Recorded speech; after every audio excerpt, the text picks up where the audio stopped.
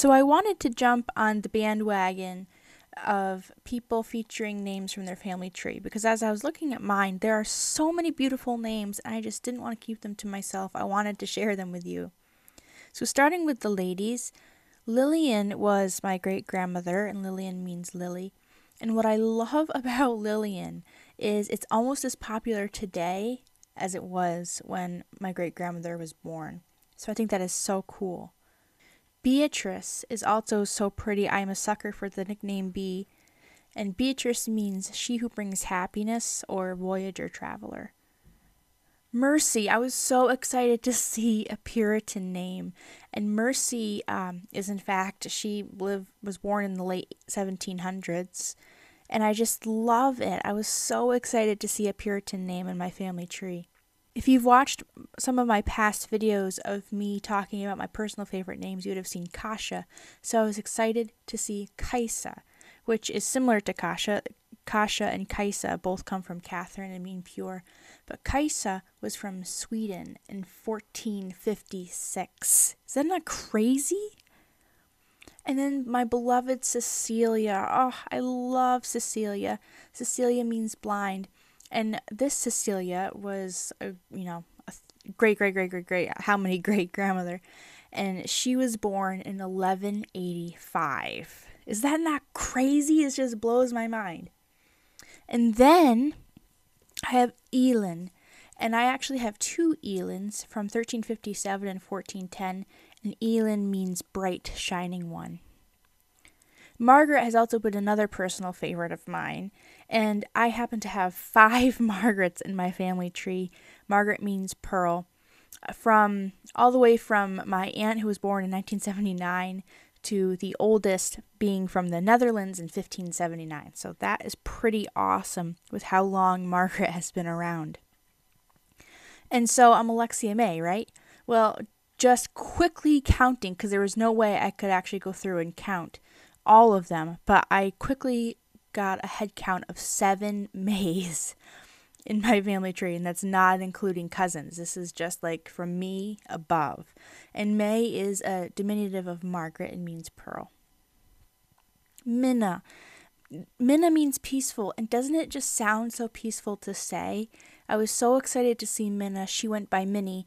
And Minna means peaceful or strong-willed warrior or resolute protection. And Minna was born in 1876. And then there's Alma from 1854. And Alma is so, so pretty. It means nourishing or the soul. Okay, so I realized that I love how first names and last names sound together. So when I saw Elizabeth Valentine, I just was smitten. Is that not beautiful? She was born in the 1700s. And, oh gosh, it's just so beautiful. Elizabeth means pledged to God, and Valentine means strong, vigorous, and healthy. Sweet, sweet Edna was born in 1895. And Edna is a biblical name and means pleasure. So my favorite name from my family tree is Salome. I know you've seen me talk about this before. I just adore it. She was my Polish grandma, and she was born in 1917. And Salome is biblical also and means peace. So in one of the last Name Sisters shows, Megan, who is one of the Name Sisters, talk about her love of Ermengarde and how I picked on her, Ermengarde. Well, it turns out I have one in my family tree. She's my 30th great-grandmother. She was born in 897, people. Not 1897, 897. Is that not awesome? She was born in France, and Ermengarde means universal protection. The oldest name that I have been able to find from my family tree on the ladies' side is Adeltrude. She was born in 862. She was Ermengarde's mother. She was born in France, and she's my 31st great-grandmother. And I'm saying Adeltrude, but in the original French, I believe it would be pronounced Adeltrude. You'd have to ask Stephanie Anastasia Ruby. And Adeltrude means noble and loved and noble and strong. So for the gents, I grew up and my little brother had a little lion named Clarence, and I've always loved that name. So I thought it was so cool how I found him in my family tree in 1880. Now, probably from hanging out with Kristen at Chris Couture, I would love to actually see Clarence used for a little girl. I'm kind of finding it feminine, but I do love Clarence, even for a guy. And Clarence means bright. Okay, another first last name combo. Durian Rider. Tell me that is not the coolest name you've ever heard. It's totally like a knight name or something. He was from 1675 in the Netherlands. Durian is so cool, isn't it? It's actually a medieval form of George and means farmer. And rider, which is very on trend today, which is from 1675, means mounted warrior messenger. So there was a knight in my family tree, and his name was Sir Gregor Matson from 1430. And that just sounds so cool. I love it. And Sir Gregor was from Sweden. Gregor means watchful and alert.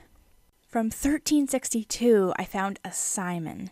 Now we hear of Simon in the Bible and we think, it's a biblical name. But when you actually see it, I don't know, for me anyway, when you see it in between from biblical times to today actually being used, it kind of hits you just how old this name is and how much it's been used. But the cool thing about my Simon, he was born in Sweden, but he moved and ended up dying in what's known as Hawaii today. Simon means to be heard. So I found a Knut Johnson in my family tree from 1289, which makes me wonder if I'm somehow related to Jessica Simpson. I think that would be kind of cool. He died in Malexander, Sweden. And I think Malexander is so cool, although I couldn't find anything about it. I'm sure it relates to the name Alexander. And Knut means not.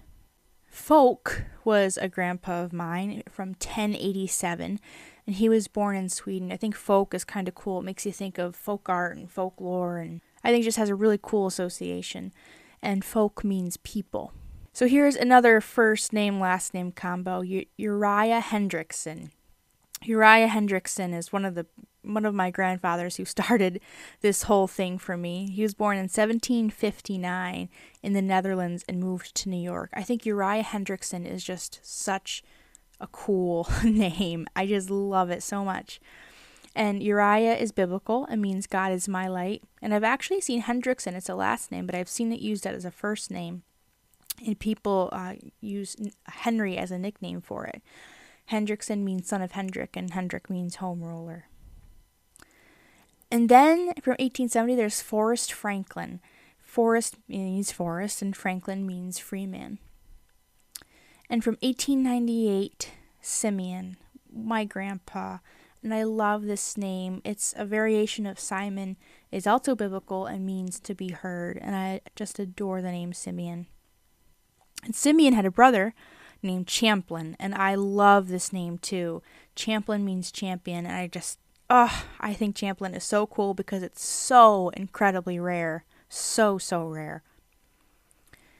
And then another name that is really dear to my heart is Arthur.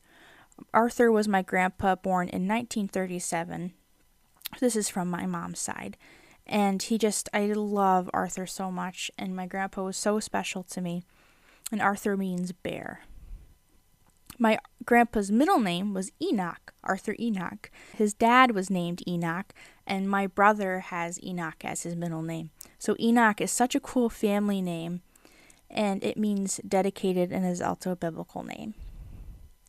So one of the coolest finds from my family tree was Pepin. Pepin was born in France in 590. 590. Is that not crazy? That's how far back I went. He's my 40th great-grandfather. So he's 42 generations away. That just totally blows my mind what modern technology has been able to do. It's just so cool. I was able to go back 42 generations. And Pepin means awe-inspiring. And I think how fitting that I am just awed at what I've been able to find. So these are just some of my favorites from my family tree, certainly not all of the beautiful names. I hope you enjoyed it, and definitely please share what your favorite ones were, or I'd love to even see a video of names from your family tree. And one last neat thing that I wanted to share with you.